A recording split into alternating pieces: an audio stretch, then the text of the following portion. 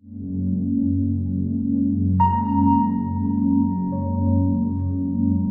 know, we live in a world today, and it really is depressing to think about it. We live in a world today where there are several 100 million people starving to death. They're starving to death right now. We live in a world where my guess is that between all the superpowers and the other nations of the world, close to $1 trillion are being spent every single year on weapons, on more and more nuclear bombs, on the most sophisticated nerve gases which can wipe people out and paralyze them. And yet, with all the brilliance and all the fine technology and all the robots and the great medical research that they do up there in the hospital and all the other hospitals, civilization hasn't advanced one bloody iota for the last thousands of years. I think all over this country today, there is a certain demoralization. And the demoralization is that some people believe that what goes on in the White House and what goes on in the Congress reflects the will of the American people. And by assembling here today as the Rainbow Coalition and its other groups from 46 states in America, what we are saying very loud and clear is that Ronald Reagan and his billionaire friends do not represent America, but we do. Working class kids who once had the dream that all Americans have, that if you do your homework and you do what you're supposed to do, maybe you'll go to college. That dream is gone. It's horrible. In some of the largest cities in America, 50% of the kids are not graduating high school. The cost of college education in this country is zooming up, so you have to be a wealthy person to send your kid to college. There was once a dream that my parents had and many people's parents had, that if you work hard and you go to school, you can get a college education. But what people like this gentleman do not know is, for example, that in Scandinavia, in Sweden, you've had socialist governments for decades, that in fact that country is probably in most respects more democratic than the United States. They have 80 or 90% of the people voting. They have strong labor unions. They have a more open media. They have a healthcare system guaranteeing healthcare to all of the people. Not to say that that's utopia, but to say in Canada, north of us, you have two provinces which have been governed by socialist-type governments. So to equate socialism with communism is simply ignorance, and I'm afraid that too much of that ignorance exists in our own country. More and more of my patients just can't afford to pay for health care, and I'm sure a lot of you are afraid that if someone in your family gets sick, you won't be able to pay the bill. This year, I'm voting for Bernie Sanders because he'll fight for a national health care system that works for everyone. Bernie Sanders, it's time for change, real change. But at a time when the wealthiest people of this country have seen a tremendous increase in their income, while at the same time the standard of living of working people and poor people has declined, I will be damned if I will vote for a proposal which will stick it to the middle class and the working people. How do we get to the root causes of crime? How do we stop crime, which is in fact a very, very serious problem in this country? And Mr. Speaker, I've got a problem. I've got a problem with a president and a Congress which allows 5 million children to go hungry, 2 million people to sleep out on the streets, cities to become breeding grounds for drugs and violence. And they say, we're getting tough on crime. If you want to get tough on crime, let's deal with the causes of crime. Let's demand that every man, woman, and child in this country have a decent opportunity and a decent standard of living. Let's not keep putting poor people into jail and disproportionately punishing blacks. While our children go hungry and sleep out on the streets, lack adequate health care or educational opportunity, the wealthiest people in this country have grown far richer while their tax burden has declined. The children suffer while the wealthy and the super rich ride about in their fancy limousines going out to the golf courses to spend their time. It is no secret that the President of the United States and the United States Congress do not represent the needs of ordinary Americans. And one of the major reasons for that is that we have an approach to campaign financing which, to a very large degree, allows wealthy people and major corporations to buy and sell politicians. The rich get richer, the poor get poorer, and ordinary Americans are shut out of the political system. The American people know that this institution, by and large, doesn't have the guts to stand up and do the right thing. The United States today is one of two nations in the industrialized world that does not have a national health care system. That has to do with campaign finance reform. The United States today, the chief executive officers are seeing their salaries soar, and the gap between the rich and the poor grows wider. 10 million Americans are unemployed. That has to do with campaign finance reform. The system, by and large, is owned and controlled by big money interests, and the President of the United States and much of the Congress does the work of protecting the big corporations and the wealthy people who control the economic and political life of this nation. And what this whole debate is about is finally saying, let us limit the amount of money that can be spent on elections.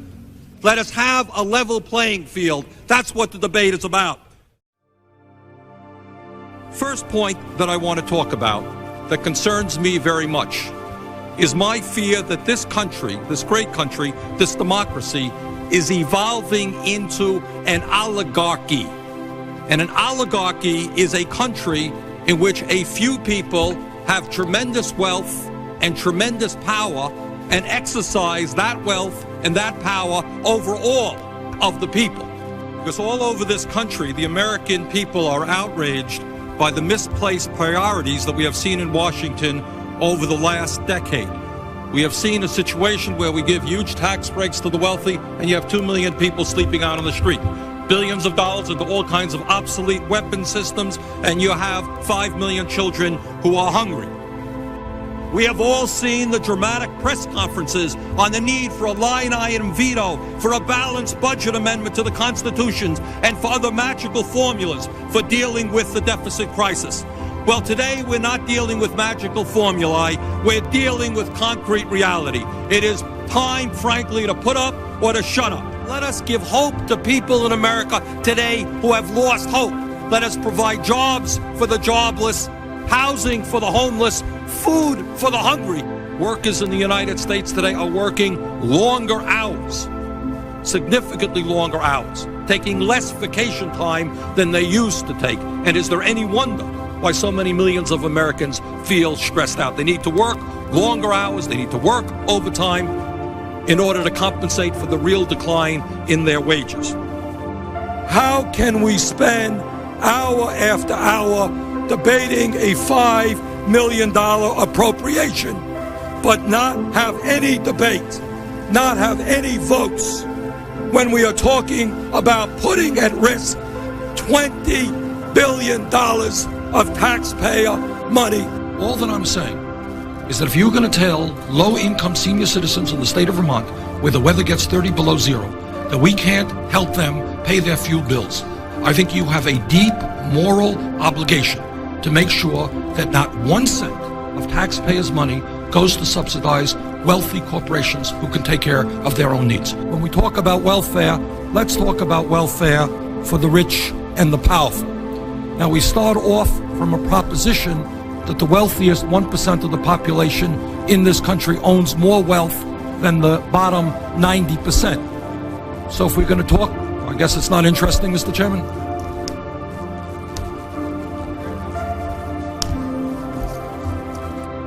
When we talk about the growth of the economy, what we should ask ourselves is who is gaining that income. And what is clearly going on is the lion's share, the overwhelming amount of the growth in income is going to the very, very wealthiest people, while the vast majority of the people are seeing a decline in their real incomes. This is what the reality is going to be. An individual is going to be in a downtown someplace, and that person needs $20 or $30. And that person is going to put their card in an ATM machine. And what they're going to find out at some point is that they're being charged $2 or $3 or maybe more to get $20 of their own money out of a bank. And frankly, Madam Chair, that is an outrage, that is a consumer ripoff, and it is our job as representatives of the American people to stop those ripoffs. Your thesis is, as is usually the thesis that we hear from representatives of big business, is that we got to prop up the wealthy and the powerful, because in the long run, No. Let me finish. In the long run, it's going to really help everybody. No, and the fact that the rich today, the richest 1%, owns more wealth than the bottom 90%, the fact that the CEOs make 200 times more than their workers, in some magical way, it's all going to come down. One of the issues that we don't talk about, and in fact, it's amazing how little we do talk about in the Congress, but has always amazed me, is that with all of the booming economy and all of the new technology, it turns out that American workers are working many longer hours than they did 15 and 20 years ago. I find it ironic that it is the taxpayers of this country who are going to have to bail out banks that have made billions and billions of dollars investing in Asia, huge profits. I don't know how we keep talking about a booming economy if only the people on the top are doing quite so well. We don't want to create a climate where some 13-year-old girl is not thinking about an issue because her mom said that she may get into trouble if she reads that book. Is it morally right that CEOs of large corporations now make over 500 times what their workers make and seem to make more money to the degree that they lay off American workers? The question, Mr. Speaker, is not whether we like Saddam Hussein or not. The question is whether he represents an imminent threat to the American people and whether a unilateral American invasion of Iraq will do more harm than good. And I must tell you that your testimony today only confirms all of my suspicions, and I urge you, and I mean this seriously, because you're an honest person. I think you just don't know what's going on in the real world. And I would urge you, come with me to Vermont, meet real people. The country clubs and the cocktail parties are not real America. The millionaires and billionaires are the exception to the rule. Walmart has replaced General Motors as the major employer in America, paying people starvation wages rather than living wages, and all of that does not matter to you. Doesn't matter. But you didn't answer my question. Do you agree with the president? Do you agree with the president that it's a good idea that we lose good-paying jobs? Governor Castle. Can he answer the question? Thank you. Every member of this body is pledged to do everything that he or she can to protect the American people from the horrendous scourge of terrorism. We believe that we can fight terrorism, protect the American people without undermining the basic constitutional rights which make us a free country. Let all of us remember that in the 1940s, innocent Japanese Americans without any pretext were herded into internment camps. In the 1960s, a president of the United States had a file on him, President Kennedy, by the FBI. In the 1960s, Martin Luther King Jr., who some of us consider to be one of the great heroes of the 20th century, was hounded and investigated by the FBI.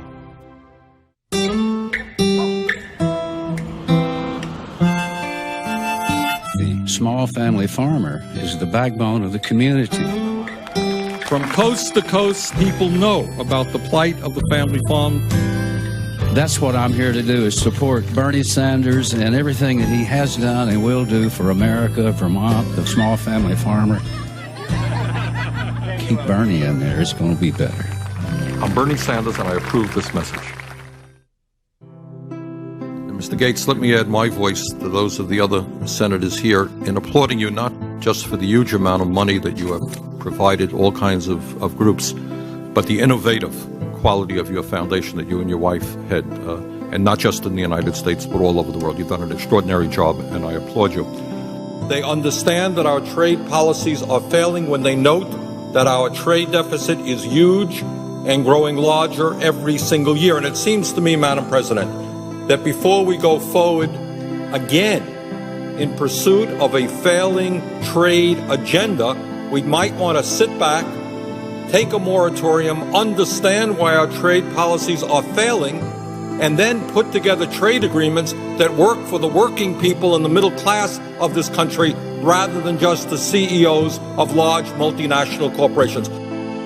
The big oil companies, and I know that we're not supposed to talk about this too much in the United States Senate, but anyone who doesn't believe that these oil companies have huge political influence over what goes on here in Washington are surely kidding themselves.